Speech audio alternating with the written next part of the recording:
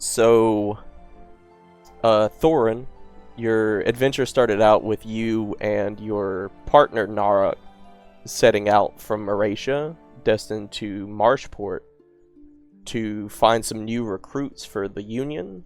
That is the Builders Guild that you both worked for. Um, Narok's job was to find and recruit fresh blood while you were his tag-along to help enforce any unruly people that you met along the way.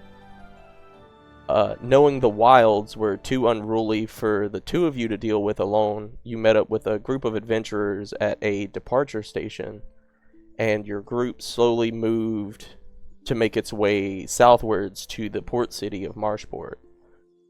Along the way, you ended up meeting a sweet old grandmother by the name of Edith Godfrey, who welcomed you into her home and treated you to delicious food and loving warmth as Naurok took a keen liking to her.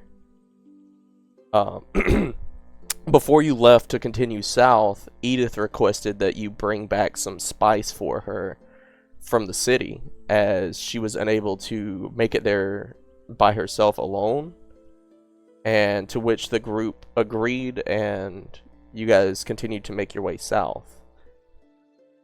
Making your way into the port city, your group ran into Naurok's cousin, Milton, who was also working with the Union, and after some deliberating with the lot of you, you all sent Milton on a ship to Swampheart to gather recruits, and agreed to meet up with him later.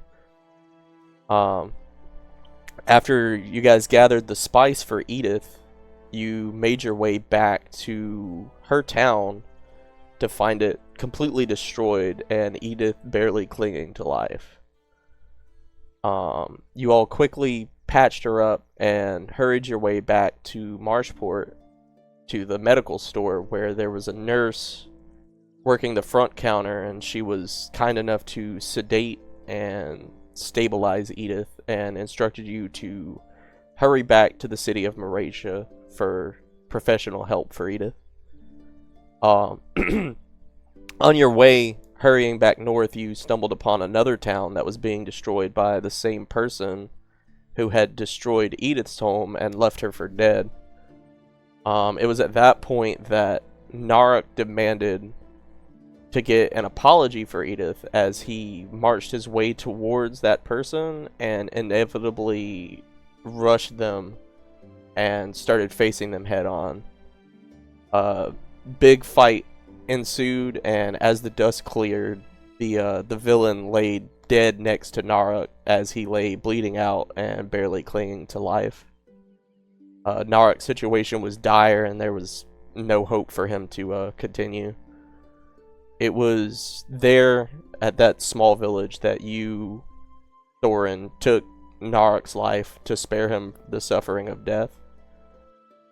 And from there, your group continued forward, trying to catch up with Pepsilon and Edith, who were making their way to Maratia. After meeting up with Pepsilon and waiting in the emergency ward for some time, Edith was ready for visitors, but visitor space was limited, so you took this time to slip away from the group to discuss with the Union the unfortunate fate of Naurok and the future of your employment. And here is where we are going to pick up. You are currently making your way from the medical ward and into the deeper part of the city towards the guild district. This area of the city you're quite familiar with. It has the tallest and most extravagantly built buildings in the city. Most of the buildings you walk by were built by the Union, and the ones that weren't still have the Union's insignia crudely etched into their masonry. Almost like the Union is staking claim to every building, even if they didn't build it. As you walk amongst these monumental buildings of various guilds, you're filled with a sense of pride for the Union. Like, every beautiful, painstakingly crafted building before you bears the insignia of your guild. And you feel like a great warmth inside of you. Nearing the center of the district, you come across the largest, most grand building of the lot. You're looking at the Union's headquarters as it towers over the already towering buildings around it, with tiny, intricate carvings that go all the way up the side of it. Every single inch of the massive building, probably 15 or more stories tall, is etched by hand, like tiny engravings and intricate art pieces along the side of it. The etchings almost resemble the etchings of the ink of a fully tattooed person, only 150 feet tall. You approach the doors that lead you into the main chamber of the Union, and as you walk in, you see a familiar face. Sitting at the front counter is a chubby, almost middle-aged man with somewhat long hair, waiting at the greeting counter. And he looks up and sees you, and you recognize him as the attendant. Chum Lee is standing there at the front counter, and he looks up and says, "Hey, Thorin, it's good to see you, man. How long have you been gone?" Not sure, Chumley, but I'm coming back with some grave news. Oh, that's harsh, man. You need to see the boss? Yeah. Well, you know where his office is. He should be free to see you. All right then. I'll just start making my way towards the boss. So there's in the main entrance, there's two grand staircases straight ahead, but instead of going to these staircases, you kind of turn towards the wall, and there is behind the greeting counter, there's a somewhat hidden spiral staircase that leads downwards into what you know is the boss's office.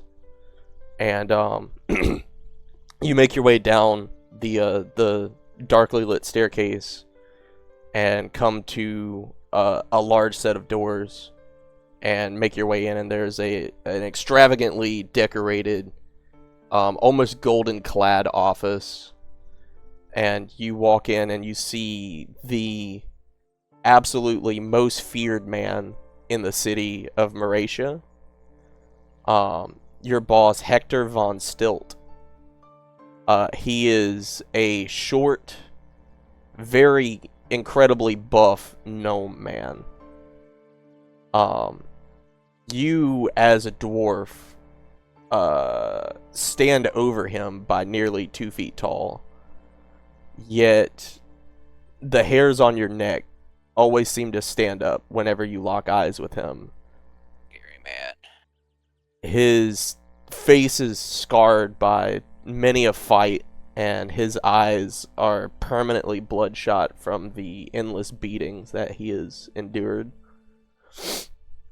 Hector is currently looking at what appears to be some blueprints on his desk as he looks up and sees you enter, and he says, "Thorin, great to see you. How is the recruit drive going?" Victor, it was going good, but sadly, Naurok died. That's why I'm back so early.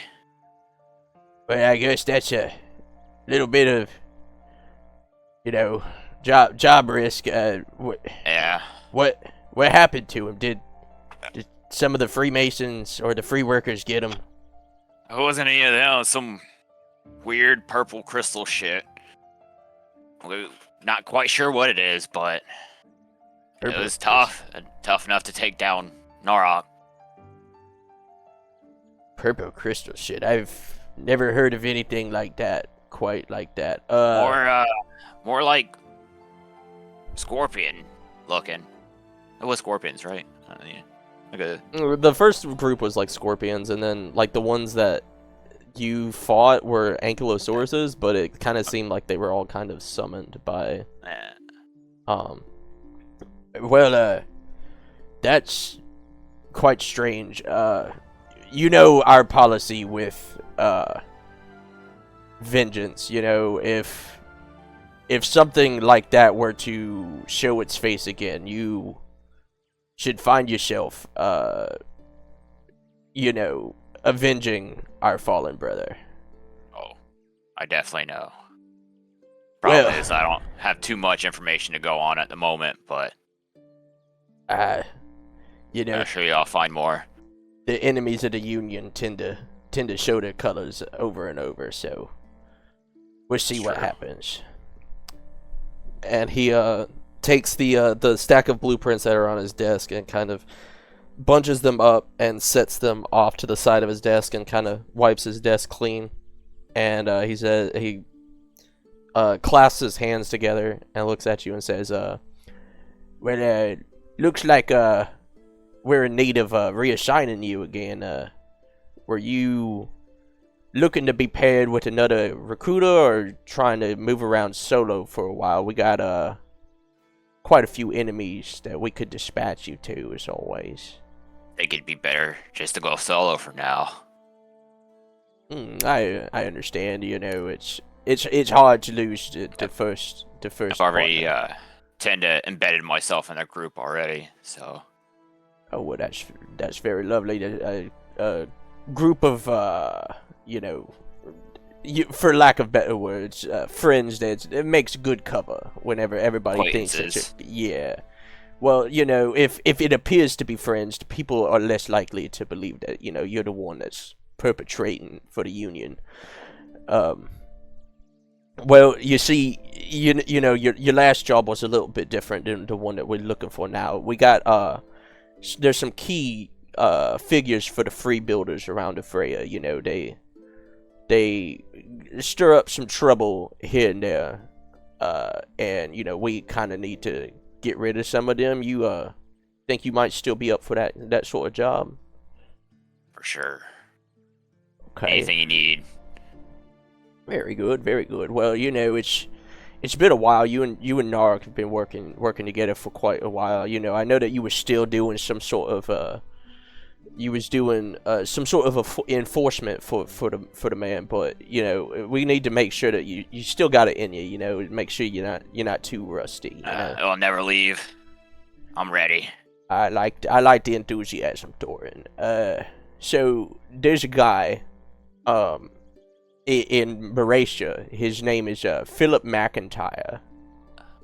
He's the head of the Free Builders' new regime here in town, and he, you know, he's kind of taken a bit of our jobs. The word is that he's working on a new housing project in the slums that we got cheated out of. We ain't got much information on him besides his name and that he's the boss, and apparently he's, you know, gonna be in the slums sometime this afternoon working on a new house. You know, you should go and sort of scope him out, try to take him out without being caught up by the authorities. You know, try to take care of the business. You know, I can take care of it. As usual here, you know, you can make it look like an accident. We just need him gone. But if you want to send a message, you know, that's your prerogative. If you however you want to do it, you know. Don't worry, it'll be done in some sort of way, as long as the job's done. You just make sure that you get the right guy, all right, Thorin? We don't want to give him the heads up that we're coming for him. It's got to be first time, every time. What was his name again? His name's Philip McIntyre. Okay. It's This Dogball just slips that into his notes. Dogball, sorry, not Dogball. That's Thorin, yeah. Thorin will have like a notepad on him with this kind of information on it. But the only way people will get it from him is if he's dead, practically, or someone knows that he has it.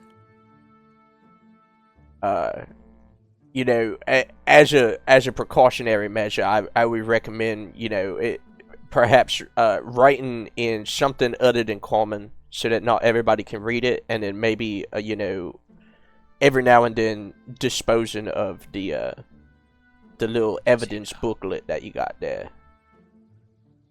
Understand. What language are you writing it in? Just for. I was just about to did I exit out of? I think I've exited out of Roll20 on X. Oh, you did. While you open that up, Hector will say, it's imperative that you get to write one Thorin, and it's just as imperative that you get away with it. When you finish up your job, get back here with me, and we'll discuss your employment.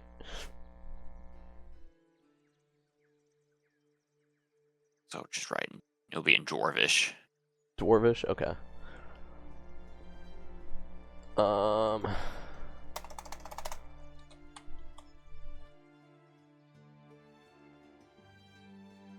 Alright, so he says, when you finish up, just come back here and we'll discuss your further employment with the Union.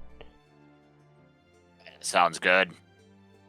Alright, well, I'll leave you to it, Thorin.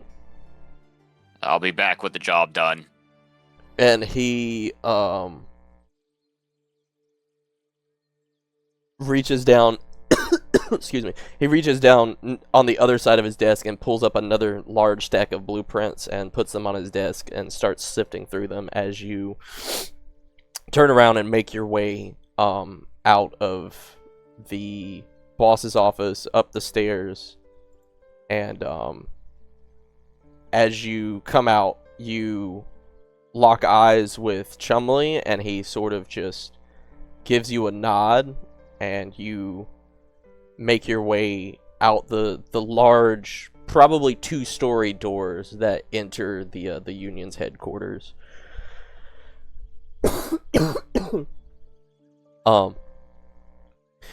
You make your way from the Union's headquarters out of the Guild District.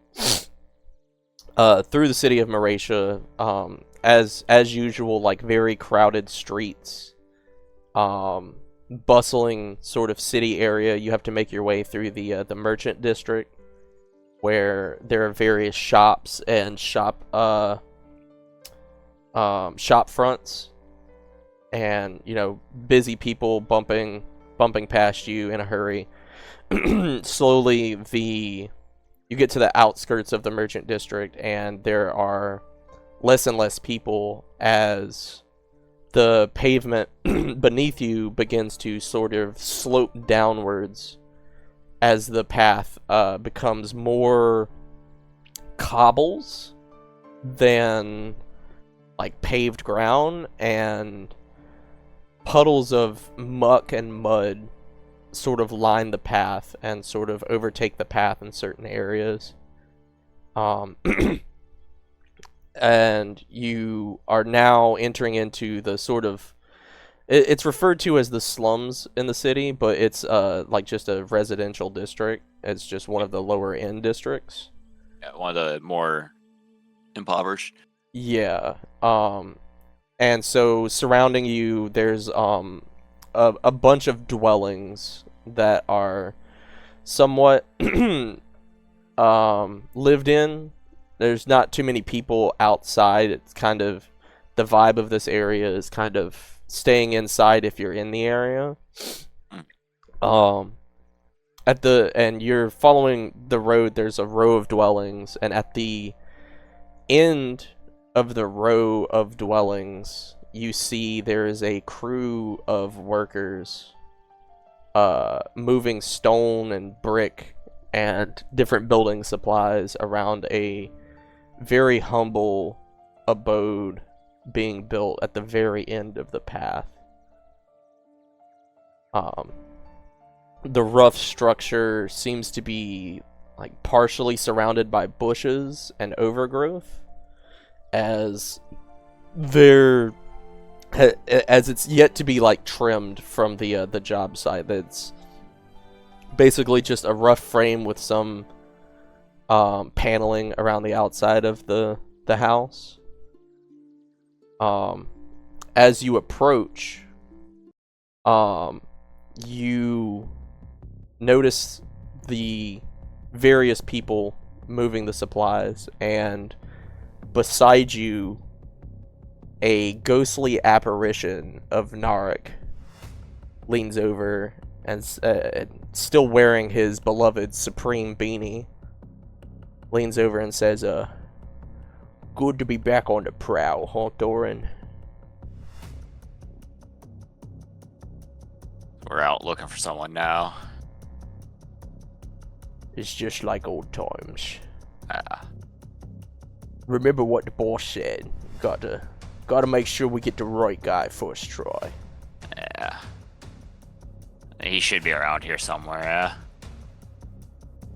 He ought to be. So, let's take a little closer look at him.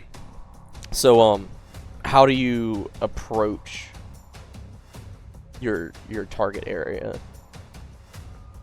So where am I at currently? You're like walking on the street towards this building. Like, do you continue walking up the street? Do you kind of like duck away to the side and sneak up? Like, what's the plan here? Kind of keep walking towards it, but as I get closer, I kind of just start going towards the side a little bit more. Now, is there any like other houses surrounding this place? Yeah, it's like a row of like basically like apartment buildings, just boom, boom, boom, boom, boom, and then the one at the very end is the one that they're working on. Okay. I'll probably keep walking and just try to find there'd be like any alley to the backside. Yeah, the each of the apartment buildings, there's like a little space between them, maybe like 3 or 4 feet wide, that you can kind of work your way through and then make your way to the back side of the apartment buildings. Yeah, I'll do that. I'll pick one of those alleys and kind of just make my way towards the back sides of the buildings. Okay. So you are walking down the street, and as you get closer, you sort of start hanging closer to the side. Are you on the same side of the street as the house, or on the opposite side? Same side.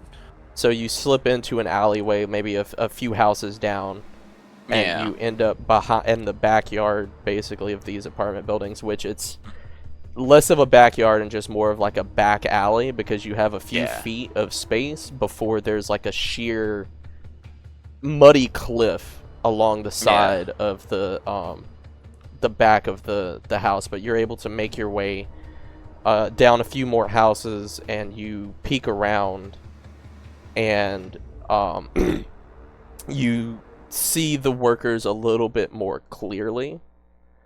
At the base of the building, you see 2 smaller young men carrying a large wood plank towards the house. If you would, please give me a perception check. Just gonna roll it through D20 for now.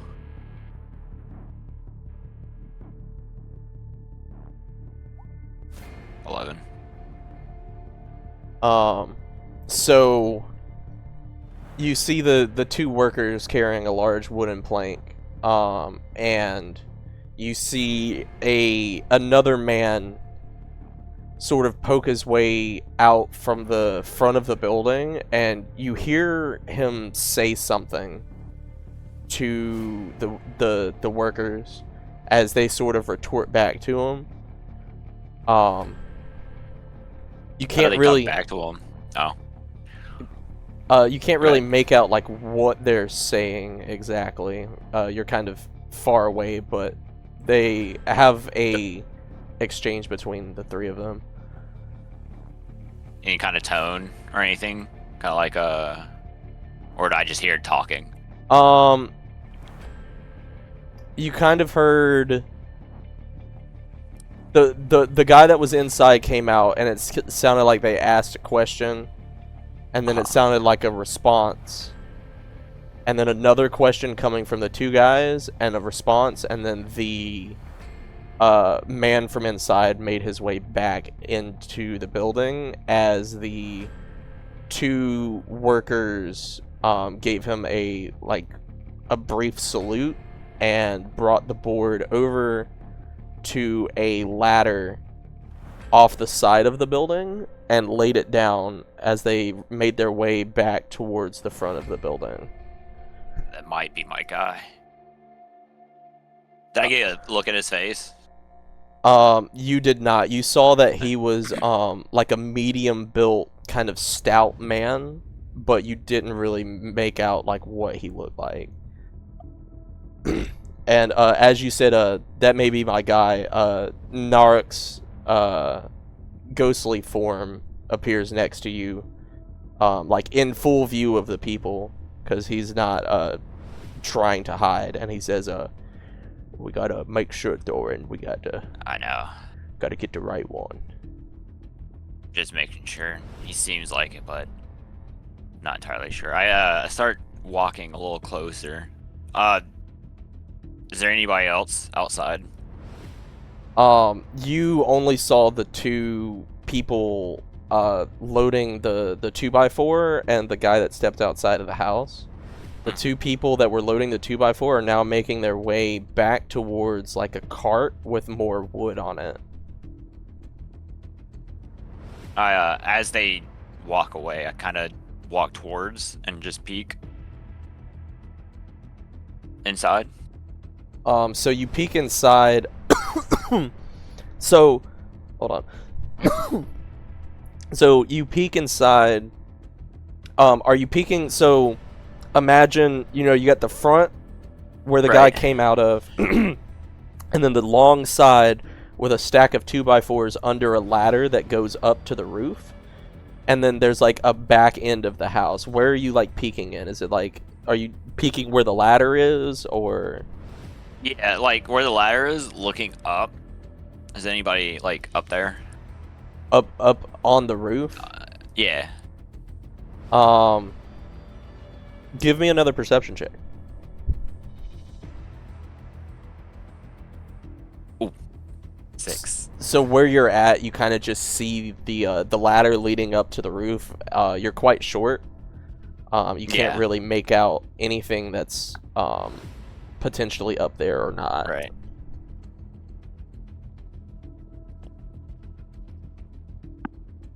Fuck it, we climb it. Okay, so you start making your way up the ladder.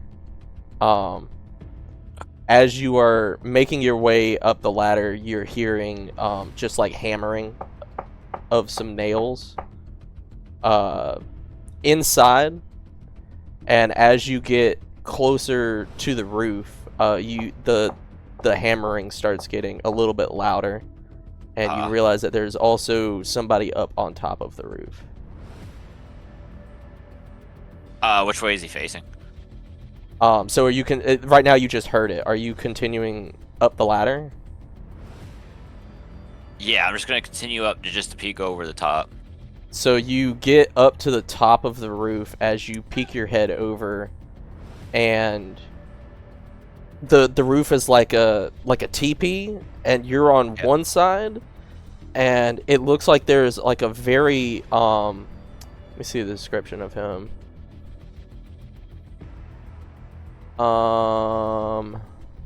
Well, there's a very large man on the roof, hammering like wooden tiles, and he's on the opposite side of the teepee, sort of facing towards you, but like intently focused on the tile that he's currently driving in.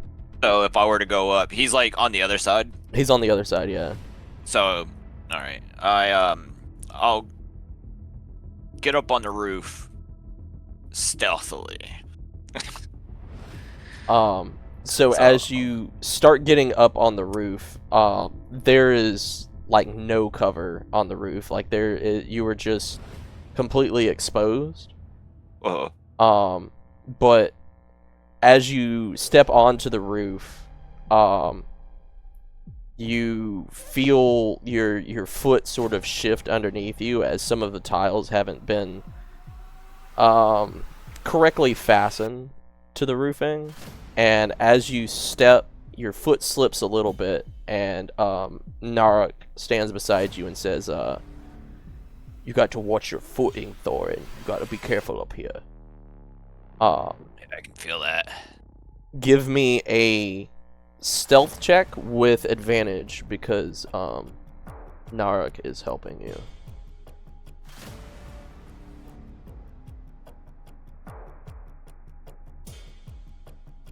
21. So as you get up on the roof, my alarm's going off real quick. I'll be right back real fast.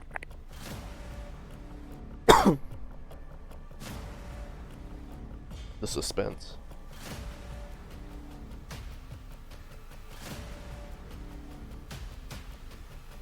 Back. Welcome back.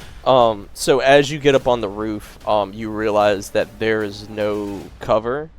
But your best bet is to not create any extra noise and to kind of be as low as possible. Yeah. So you lay flat on the roof and sort of start shimmying your way towards the tip of the roof. Where are you trying to be right now? So is there any openings in the roof that I can see from here? Yes, the roof is like only partially created. Let me drag you over here. I will like crudely draw the roof, right? Yeah, that's fine. So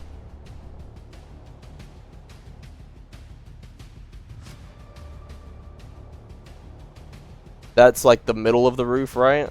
Uh-huh. Here's the ladder Uh-huh. that you came up. This is where the guy is, and he's kind of facing this direction. You came up here. There are holes like basically every other tile. And there is a large chimney coming out right here. Okay. So I'll make my way towards that chimney. Okay. So you like lay down flat on the roof and you start sort of shimmying your way towards the chimney, and you get to about right here and you hear the hammering that was happening inside the building. And you look down and you see the medium-built stout man that you saw come out earlier, and he is hammering away at some framing inside of the building, along with a smaller young man who seems very eager to help the other man. Give me another perception check.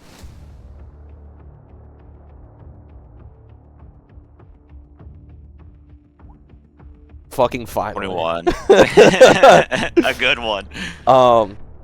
So across the roof you can hear the hammering of the nails, and below you there's more hammering, but between it you can hear the younger man ask the stout fellow inside, says, "What are we doing after this, boss?" And the other man says, "We're gonna go outside and help load up some of those boards to the roof, so, shit, my notes are wrong. We're gonna go, help the other boys load up."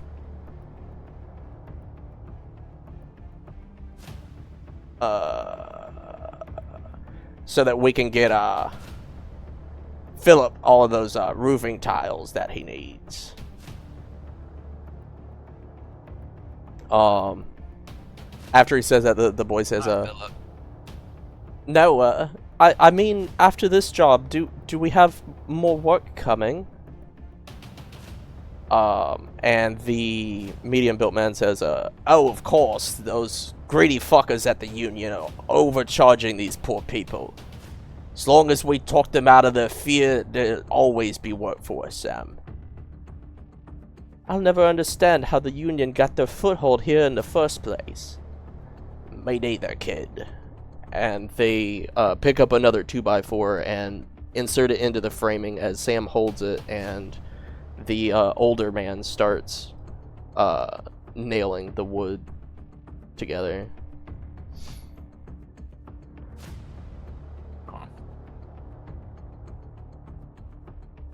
Knowing is not Philip. Yeah, to review, because my fucking notes were fucked up. He said, we're gonna go outside and help load up those boards to the roof so Philip can lay the rest of the roof in. He's real quick, but them boards are a two-man job.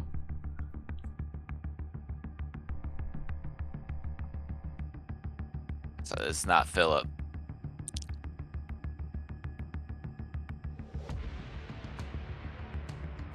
I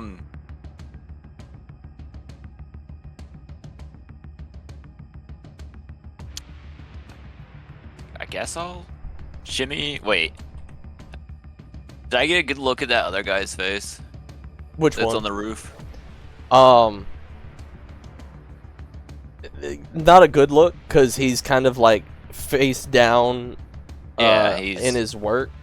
But you did notice he's sort of an older man. Kind of like a grayish, like salt and pepper beard. He working fast? Yeah, he's like, not like quick, but he is, like, the hammering inside is like, Yeah. and then stop, and then he's constantly hammering. Like, as soon as he's done with one tile, he's got another one in his hand and puts it down, and so he's constantly working.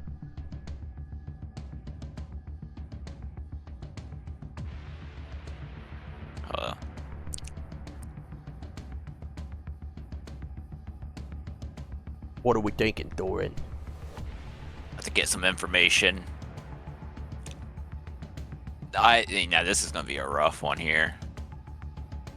There's no cover up here.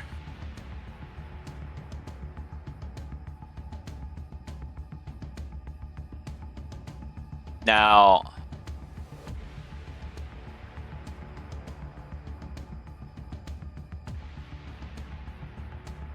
because I don't even know if that's the guy I'm looking for, so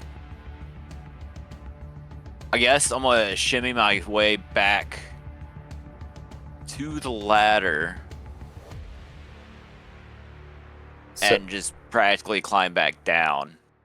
As you shimmy your way back to the ladder, you see the two the two smaller people that were loading the 2x4s up next to the ladder. They are now picking up a 2x4 and sort of like they're at the base of the ladder and they're sort of angling it upwards, and you see the 2x4 lean right up next to the ladder as one of them starts to mount the ladder and sort of is working his way up. So I'm like laid flat against the thing, right? Yeah, you're like the roof. laying flat on the roof, like right near the ladder where you were like peeking I over. pushed the ladder to the side. Not like, I topple. I kind of like, it's like a slip. It slipped off. So you like make it fall to the side. Yeah. So you as I do that too, I kind of shimmy back towards the chimney. Okay, so you kind of take your hand and sort of move the ladder over as it falls over, and you see the young guy that was climbing the ladder, he was only about 3 or 4 rungs up the ladder as the ladder falls over, and as you start shimmying away, you hear him yell at the other one, "You were supposed to hold it!" And you start shimmying your way back towards the chimney on the top of the roof. As you shimmy past the hole that you heard the 2 people inside talking, you hear the older man say, "Hold on, Sam. What was that noise?" "Well, it sounded like maybe somebody fell." I hope Philip didn't get hurt. We need to go check on him." And you hear them like drop their tools as they start making their way towards the front of the house to come outside. As that's happening, I make my way to the chimney. Okay, you were up at the chimney. I'm going to kind of just get in it and push my hands and legs against the walls and just, kind of hold myself there. Are you gonna hide in the chimney, or are you trying to slide down? You're gonna hide in the chimney? Okay. Yes. Interesting. Okay, so give me like a I guess that's probably athletics. I feel like a strength. Yeah, athletics or maybe a strength. Yeah, I'll say athletics. No, athletics. Yeah, athletics probably be. Ooh. So as you get into the chimney, there's it's like very fresh bricks, but somehow your hands can't quite hold on to the side, and you start slipping. And as you start slipping, you fall maybe a few feet down. As your fingers, give me a strength saving throw.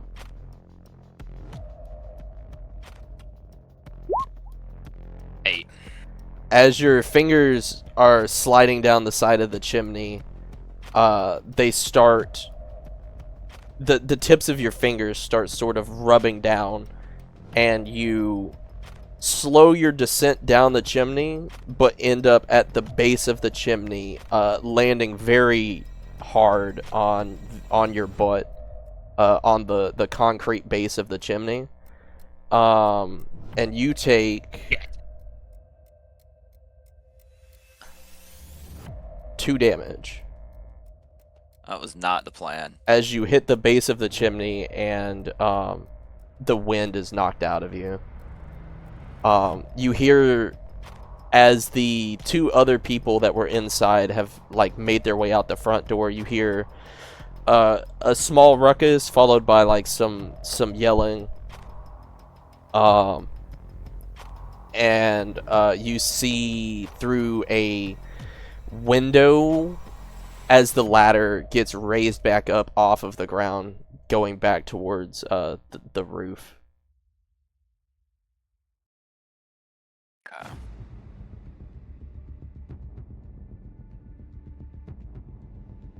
I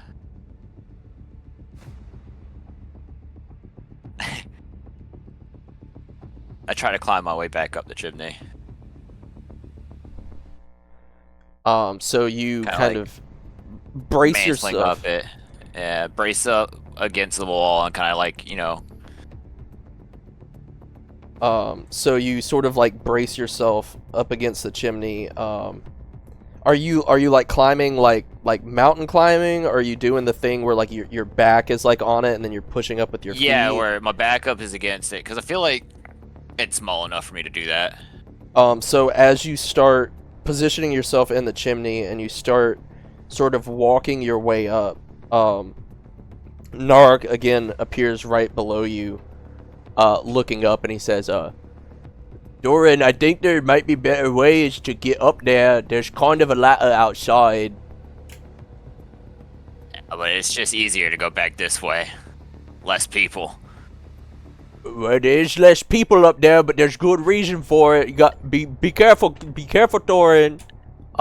Give me a strength check, or no, athletics. Actually, pause. Fail me now. Yeah, Paused. yeah, athletics. Alright, don't fail me now. 9. Fuck. You get about halfway up the chimney as your feet sort of start slipping again. Is there anything you do as your feet start slipping? Or do you just try to catch yourself? I forgot. As I remember from what I've gotten from Naurok,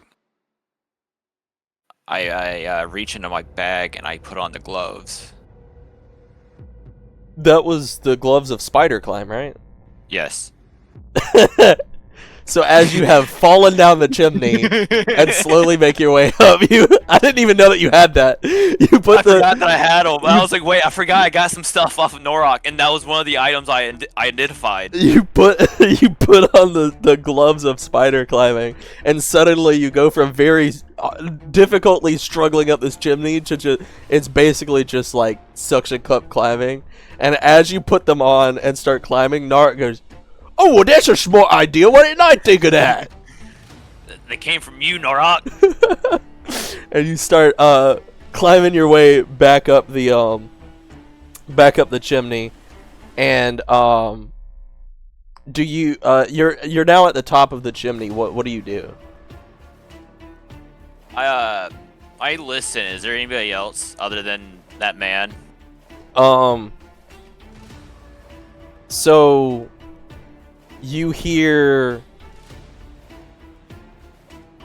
it sounds like the young boy that was inside is talking to a voice that you're not familiar with, and he says, "Well, we thought maybe if the ladder fell, maybe you were on it, because we don't want anything to happen to you. It's really important, that we have you around to, lead the regime." And you hear the other voice go, Don't worry about me. It's fine up here. It's a little hot, but I know the importance of the regime, and I don't plan on leaving you guys anytime soon. Just don't freak out so much. Just, we need to get the job done so that we can move on. So, just go take the ladder, and, if anything happens to me, don't worry, I'll scream, okay? Just, don't worry about me. And, you hear the young man go, okay, but, I know you know how important our job is here, but just be careful, Philip. Don't worry about me. And you hear the boy, hold on. You hear the boy start walking away, and as you do, you hear the tiles sort of slip as you hear. You hear the boy hit he slips, hits his body on the roof, and then falls through the hole of the roof and lands back first on the ground, and just lets out a deep as the wind is knocked out of him, much like it was you. Did you roll for him? I did. So he as he lets out the you recognize that from like not too long ago. No, it just happened to me. Yeah, it did not sound pleasant, and as that happens, you hear the older voice go, "Are you okay down there?" And he goes, "Yeah, I think so." And the older man laughs, and then you start hearing the incessant hammering once again. It sounds like he's my guy. I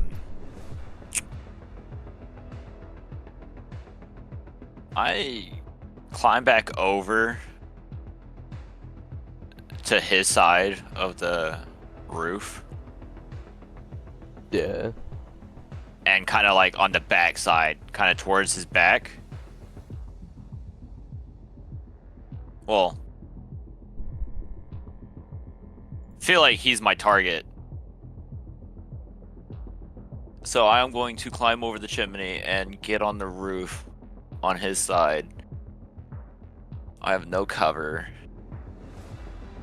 He has now like made his way.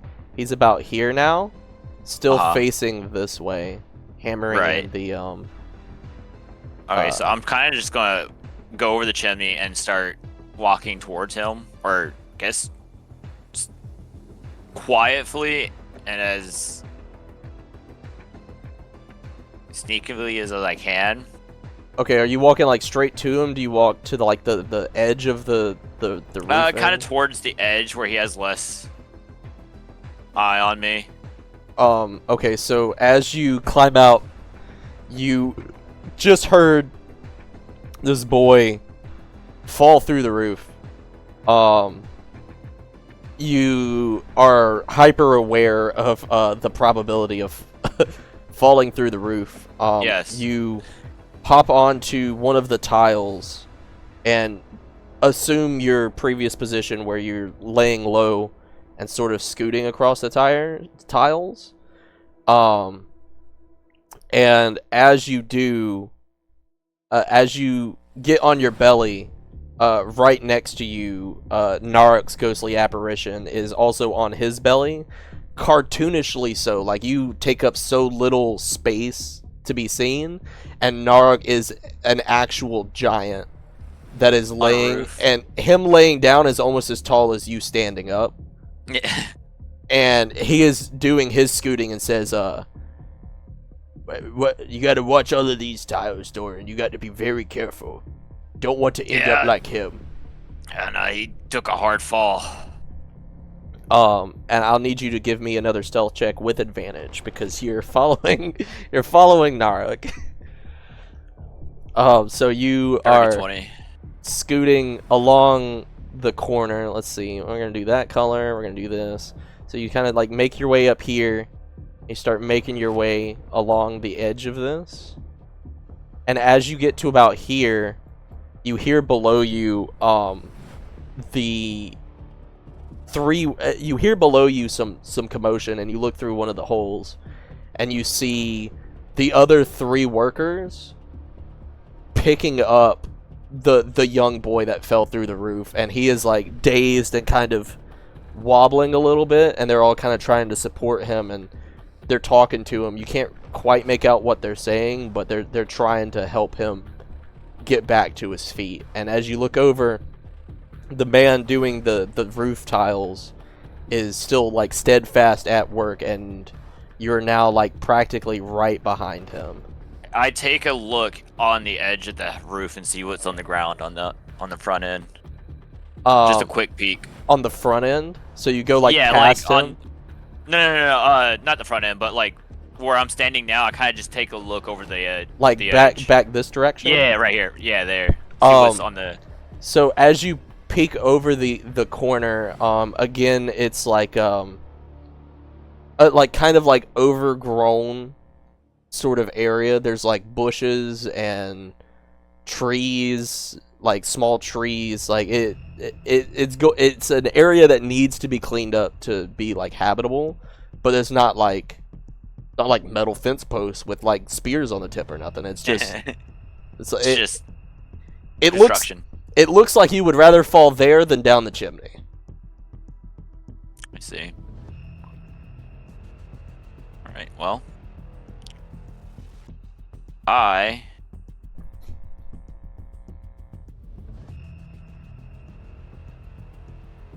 now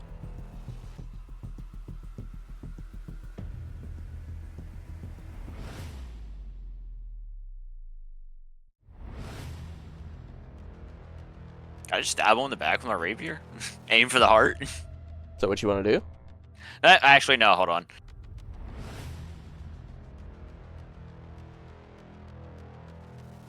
Yeah, that's what I'm gonna do. I was like, you could literally introduce yourself. This is you can do whatever the fuck you want. Yeah, I'm gonna stab him. Okay, so you For the heart. reach up behind him.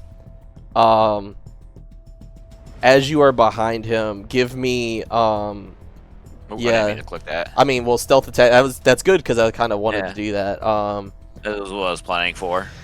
Advantage. Attack roll of another enemy. Blah, blah, blah, blah. Yeah, so give me like an attack with advantage, and you can add your sneak attack.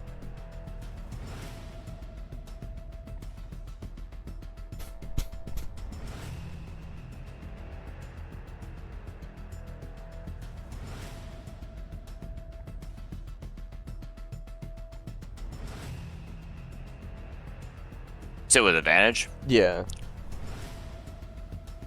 Okay, that definitely hits. So as you one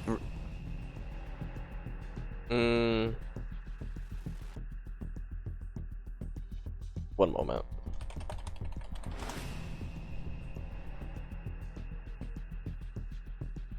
So as you are coming up behind this guy with your rapier, you deliver one foul strike into his back as he is lying there, or as he's hunched over, and immediately as it stabs into him, his entire body goes limp, and he begins to like fall onto the roofing that he's just laid. This man, you could tell by the way that he slumped, he is immediately dead. And his body is laying on the roof, and it is starting to roll towards you. I let it roll past me. Okay.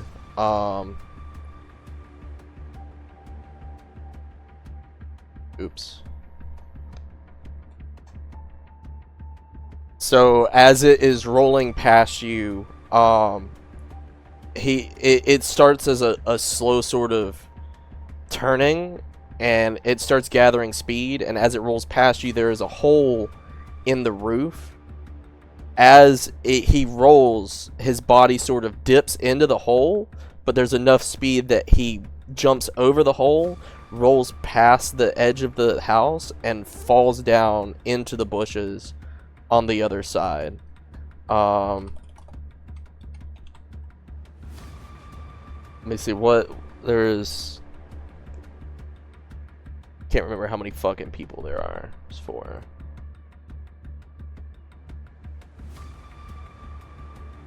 The body rolls off the edge of the house down into the bushes, and there is a trail of blood leading from the spot where you stabbed him all the way down to the edge of the house. What do you do at this point?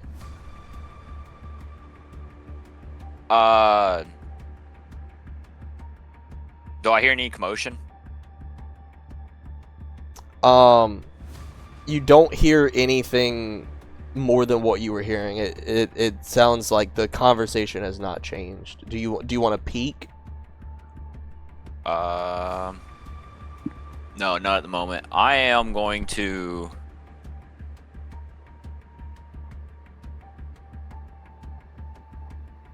take this tinderbox and try to light the roof on fire. Okay. As stated before, the roof is made out of wood, and with the quality of the build and the cost of the build, you're looking around and you see that it's not like treated Right. quality wood. This is just like almost rotted wood. So as you sort of get this tinderbox together, you go over to the stack of tiles that he was working on, and you sort of make a teepee, light a match, and it quickly catches, and then the teepee starts spreading across the top of the roof. I start running towards the side that we came in from, the street. And this side over here. Yeah, and practically am going to. How far is the other building from this? It's like across the street. Well, I mean, to be honest, I could just scale down the side of this. Across the front of the house where the door is? Hold on.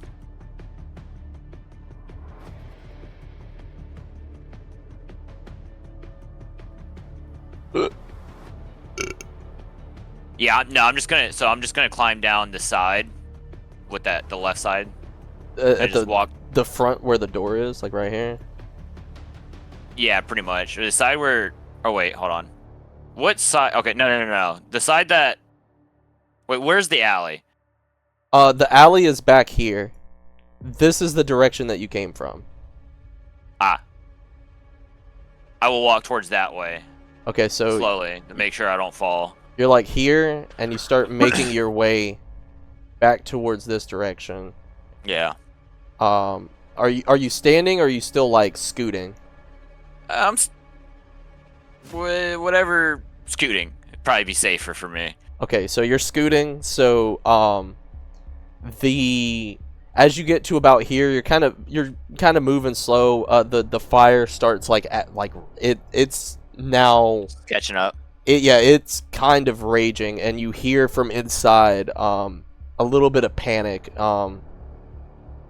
You can't really make out what's happening, but there's some confusion and some panic, and then a sort of ruckus inside, as the ruckus seems to sort of fade as they're making their way away from you. Okay. So I will go down the side. Are you going here, or are you going down towards the alley? Where I'm at now. Okay, so you're gonna drop down from here. Are you gonna? There's bushes and trees down below. Are you gonna like jump? Or are you gonna rappel? What are you doing? I'm gonna rappel. Make use of my little gloves. Oh, right. Yeah, you're gonna fucking Spider-Man crawl. Yeah, I'm a Spider-Man crawl down the glove. Down the wall. Down the side. This is like straight up like Altair type shit. This is crazy. So you start like making your way down the end of the wall. Yeah. And you make your way down into these like this thick overgrown bushes that are like kind of up against the side of this foundation. Where do you go from here? Do you make your way towards the alley? Yeah, I make my way towards the alley. Okay. I look around to see if there's anyone around, pretty much. Well, often the north of you, there's just like a bunch of trees and shit, right? Like it's just all. I'm pretty much just trying to get my way out of here. I'm making my leave. And then there's one dead body laying in the bushes over here, still dead. Yes. And you make your way towards the edge of the house and back towards the alley. And now you're about right here when you start hearing the commotion as the other workers are making their way towards the ladder, and you can hear them saying things like, what could have caused the fire? What? Is Philip okay? Get up there, make sure he's okay. And you give it a minute, and you kind of hear it. They're no longer right around the corner, and as you peek around, you see the smaller guy standing right here, but he's kind of like looking up the ladder at this moment, kind of like seeing what's going on, but he is too afraid to climb up the ladder.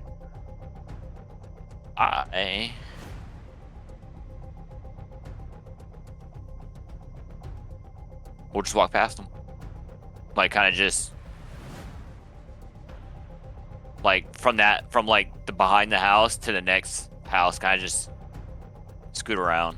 You want to do that like nonchalantly or stealthily? Stealthily. Just like hands in pocket. I'll throw this out there. Yeah, so you see him, and you again assume the position on the ground as Naurok is right beside you, and you guys just sort of action roll across the way into the next alley behind the next house.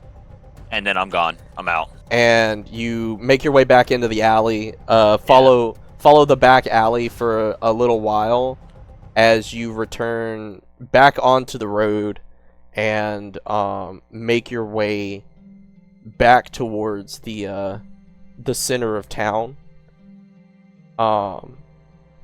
Your job well done. Once you are about halfway through the slums, you're no longer jetting to get away. You're just walking along the road, and as you're walking, you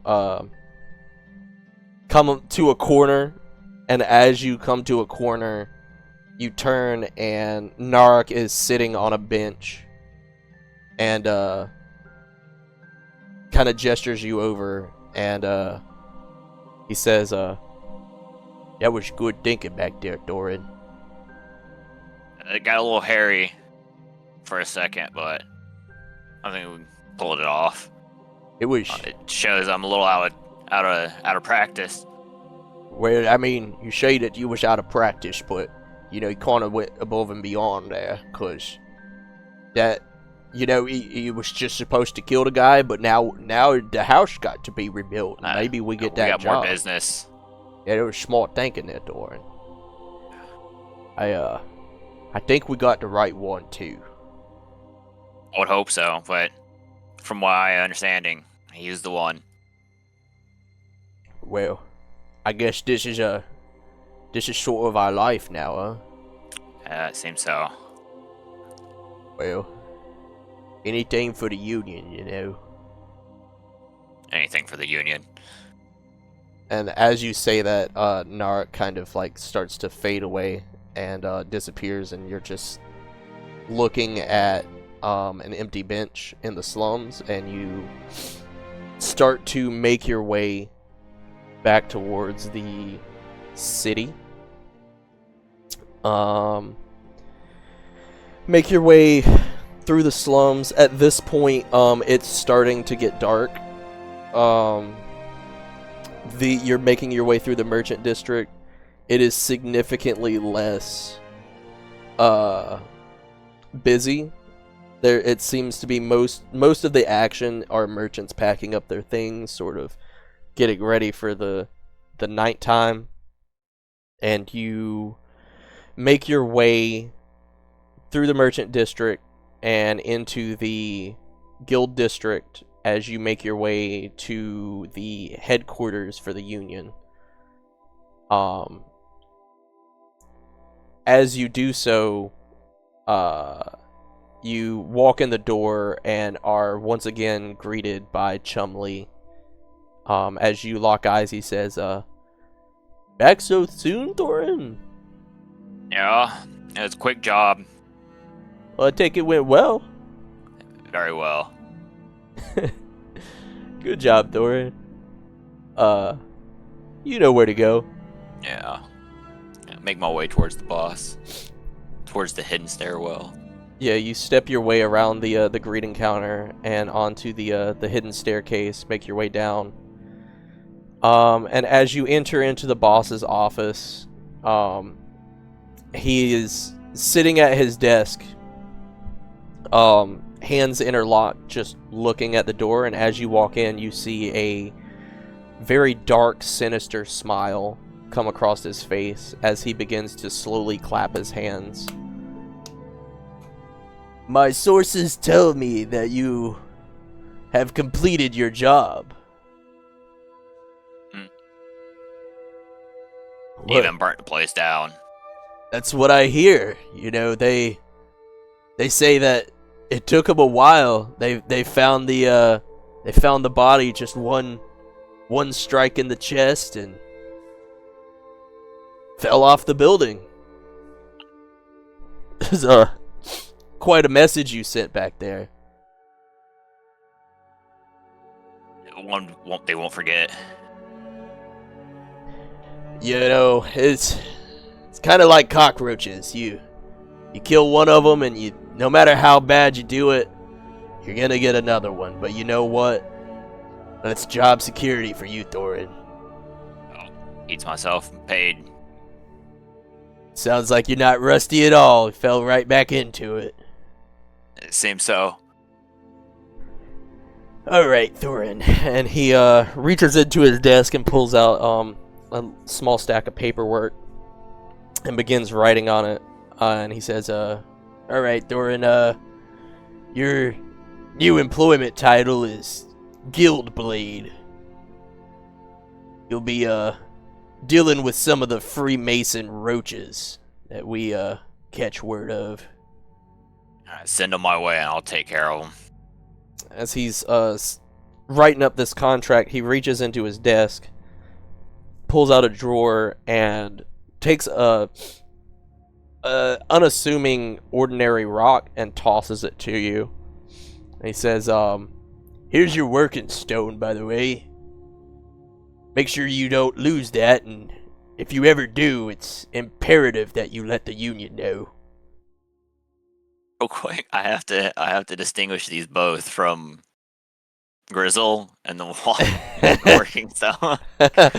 Yeah, you can call it working stone, or you can call it what it is. Okay. Well, no, because the thing is I was gonna give the stone to Grizzle. Like, you have this. I don't want to give him the working stone. Yeah, you can call it the working stone, or what? I can't even fucking like. What the walkie-talkies? I can't even remember the item name. Stones of something. Yeah. So stones of something, or the working stone. I mean, like you get what it is. Yeah. He says, make sure you don't lose it. If you ever do, let the Union know. And he says, that stone will track your location, and if we need to contact you, it'll notify you. Well, dear. As he says that, you feel the rock vibrate like ever so slightly in your hand. And boss says, "There's a test now. Grasp it tight in your hands and then peek at it like you're looking at something that glows in the dark." He does that. So you like take the rock and like squeeze it, and then you open your fingers just a little bit and peek in, and as you do, you see written across its surface in a tiny glowing font reads "Testing 123." And the boss says, "With that stone, we'll be able to give you your missions. Just remember, this should all be kept under wraps as usual. Don't let anyone see you using it." I won't. And he finishes up some scribbles on the paper, and he turns it around on his desk and holds out the quill pen to you and says, "The only thing left is to sign the contract, Thorin."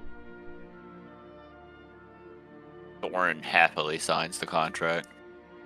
So you come over, you grab the quill, and you sign your name, and boss takes it, rolls it up, and puts it in a tube beside his desk as it is sucked away for filing. And he says, "Well, that's all I have for you now, Thorin. You're free to go about your business as usual. Just be on the lookout for your missions." Thank you for the contract. And he turns around and walks out of the office. "Oh, wait, Thorin. Yeah. Before you leave, take this with you to make sure you don't have it too rough out there." And he tosses you a bag with 100 GP in it. Ooh. That's Thank you. that ought to cover your expenses for a little while. If you need more after completing some jobs, just stop by one of the Union offices and we'll see what we can do for you. You turn around and make your way back out the doors and towards the spiral staircase, up and out of the building. And as you walk out of the building, it is now night has fallen, and you are free in the town once again. I think at that point is where we're going to leave it, and then we will pick up when we have the group. I'll say I think Thorin will just link back up with the group after that point. Okay. So you kind of left them at the medical The ward? hospital, yeah. Yeah, the medical ward. So you from the Union headquarters, you start making your way back over towards the medical ward, and from Because there, I'd be gone for them. I'd be gone for like what, a whole day? well, it's like a few hours really, because like you got there Yeah. like early afternoon, and Oh then, yeah. like now it's like nighttime, because Yeah. that wasn't like a you didn't stalk them for days. It was just like you found the place. Yeah, so we'll pick up there when we get everybody else.